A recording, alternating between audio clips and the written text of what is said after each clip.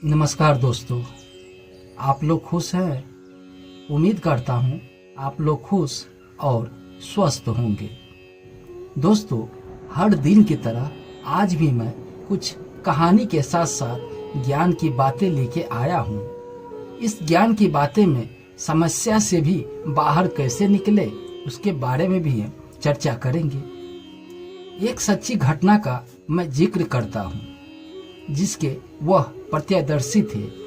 एक रेस्टोरेंट में कॉकरोच उड़कर आया और एक महिला के ऊपर बैठ गया। महिला कॉकरोच को देखकर डरते हुए चिल्लाने लगी। उनकी प्रतिक्रिया ऐसी थी कि उसके ग्रुप के बाकी लोग भी भयभीत हो गए। उस महिला ने किसी तरह कॉकरोच को खुद से दूर किया, लेकिन वह उड़कर दूसरी महिला पर बैठ गई।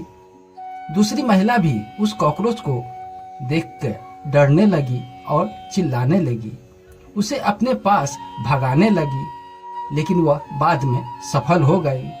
लेकिन अब वह कॉकरोच उड़कर वेटर के सर पर जाकर बैठ गया। वेटर घबराने के बजाय शांत खड़ा रहा और कॉकरोच की हरकतों को देखता रहा। जब कॉकरोच शांत हो गया तो वेटर ने उसे अपनी 2 उंगली से पकड़कर बाहर फेंक दिया। मैं कॉफी पीते हुए यह मनोरंजन दृश्य देख रहा था। तभी मेरे दिमाग में कुछ सवाल आया। क्या वह कॉकरोच इस घटना के जिम्मेदार था? अगर हाँ, तो वह वेटर परेशान क्यों नहीं हुआ? असल में जिम्मेदार कॉकरोच नहीं, बल्कि वह महिला थी। परिस्थितियों को संभालने की अक्षमता थी जिसने उन्हें परेशान किया। मैंने महसूस किया कि मेरे पिता या बॉस या वाइफ चिल्लाना मुझे परेशान नहीं करता है, बल्कि यह मेरी अक्षमता है जो मैं लोगों द्वारा बनाए गए परिस्थितियों को संभाल नहीं सकता। प्रॉब्लम नहीं, बल्कि मेरे उस प्रॉब्लम के प्रति प्रतिक्रिया मेरे जीवन में परेशानी पैदा करती है। फ्रेंड्स, हमें भी जीवन के कठिन समय में तुरंत प्रतिक्रिया नहीं देनी चाहिए, बल्कि उसे समझकर जवाब देना चाहिए। उस महिला ने तुरंत प्रतिक्रिया व्यक्त की, जबकि वेटर ने परिस्थिति को समझा और समाधान निकाल लिया। याद रखें, लाइफ में जो लोग खुश हैं, वो इसलिए खुश नहीं है कि उनके जीवन में सब कुछ ठीक है, बल्कि इसलिए खुश है कि उनका नजरिया सही है। प्रॉब्लम से ज्यादा बड़ी प्रॉब्लम उनके प्रति तुरंत दी जाने वाली प्रतिक्रिया है। किसी भी समस्या का समाधान बिना परिस्थितियों को समझे नहीं देना चाहिए। खराब परिस्थिति में खुद एक किसान था। वह अपने खेतों में काम कर घर लौट रहा था। रास्ते में ही एक हलवाई की दुकान थी। उस दिन किसान ने कुछ ज्यादा काम कर लिया था और उसे भूख भी बहुत लग रही थी। ऐसे में जब वह हलवाई की दुकान के पास से गुजरा तो उसे मिठाई की खुशबू आने लगी। वह वहां खुद को रोके बिना नहीं रह पाया, लेकिन उस दिन उसके पास ज्यादा पैसा नहीं थी। ऐसे में वह मिठाई खरीद नहीं सकता था। तब वह कुछ देर वहीं खड़े होकर मिठाई की सुगंध का आनंद लेने लगा।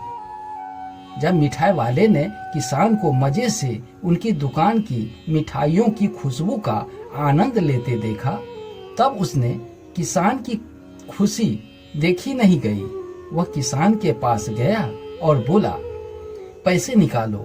किसान हैरान परेशान और बोला कि मैं तो मिठाई नहीं खरीदी है और न ही चखी है, फिर पैसे किस बात की? हलवाई बोला, भले ही तुमने मिठाई नहीं ली हो, लेकिन मेरी मिठाई की खुशबू का आनंद तो लिया है। हलवाई बोला, मिठाई की खुशबू लेना मिठाई के खाने के बराबर ही है, तो तुमने अब इससे पैसे देने होंगे। किसान पहले थोड़ा घबराया, लेकिन फिर थोड़ी सूझबूझ दिखाते हुए उसने अपने जेब से कुछ सिक्के निकाले और उन्हें दोनों हाथों के बीच में डालकर खनकाया। अब खनकाने के बाद किसान अपने रास्ते जाने लगा। हलवाई बोला, मेरे पैसे तो दे दो।